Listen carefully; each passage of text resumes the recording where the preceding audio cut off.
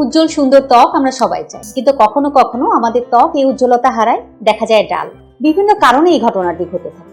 তার মধ্যে environmental pollution, বা আমরা যখন বাইরে যাই তখন অতিরিক্ত ধুলাবালি, কিংবা অতিরিক্ত ঘামের সিক্রেশন, কিংবা অতিরিক্ত সেবাসিয়াস গ্ল্যান্ডের সিক্রেশন আমাদের মুখকে তেলতেলে করে তোলে। এছাড়াও আমাদের মুখের উপরিভাগে ডেড সেল জন্মায়। এই ডেড সেলের প্রলেপেও কিন্তু আমাদের ত্বক অনেকটা ডাল দেখায়। তাহলে এর সমাধান কি? আমি প্রফেসর ডাক্তার আনজিরুন নাহার আসমা আজকে এ নিয়ে কথা বলবো এবং প্র্যাকটিক্যালি আপনাদেরকে দেখাবো যে কিভাবে আমরা এই সমস্যাটি সমাধান করে থাকি। এই সমস্যাটি সমাধানে আমরা হাইড্রোফেশিয়াল ব্যবহার করে থাকি। আজকে আমি সরাসরি দেখাবো কিভাবে আমরা হাইড্রোফেশিয়াল করে থাকি এবং এটি কিভাবে কাজ করে।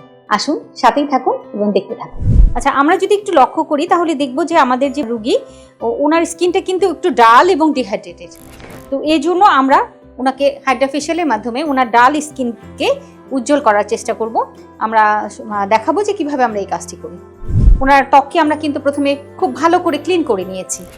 আপনারা দেখতে পাচ্ছেন যে আমরা প্রথমে যেটি করছি সেটি হচ্ছে যে সাকশনের মাধ্যমে আমরা যে ভিতরে যে স্কিনের যে ডার্টগুলো রয়েছে সেই ডার্টগুলো প্রথমে পরিষ্কার করছি, বা লোমকূপের ভিতরে যে ময়লাগুলো রয়েছে সেগুলো প্রথমে পরিষ্কার করছি। এটাতে যেটা করা হয় সেটা সাকশনের মাধ্যমে ডিপ ক্লিন করা হয়। নর্মালি আমরা যখন পরিষ্কার করি মুখ তখন কিন্তু এই লোমকূপের ভিতর থেকে ময়লাগুলো পরিষ্কার হয় না, কিন্তু এই সাকশন পদ্ধতির মাধ্যমে লোমকূপের ভিতরের ময়লাগুলো আমরা পরিষ্কার করতে পারি। আপনারা দেখতে পাচ্ছেন যে আমরা এই ময়লাগুলো প্রথমে পরিষ্কার করে নিচ্ছি।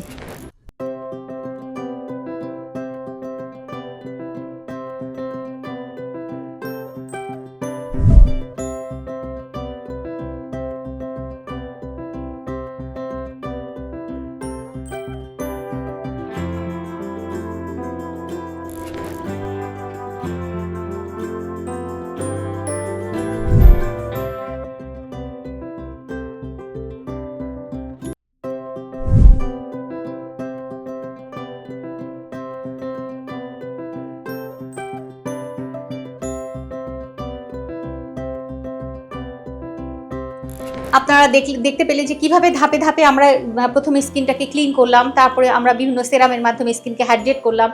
এর কারণে ব্লাড সার্কুলেশন কিছুটা বৃদ্ধি পাবে এবং নতুন করে কোলাজেন সৃষ্টি হবে, যার ফলে তার ত্বকটা আগের চাইতে অনেক বেশি উজ্জ্বল এবং সতেজ দেখা যাবে।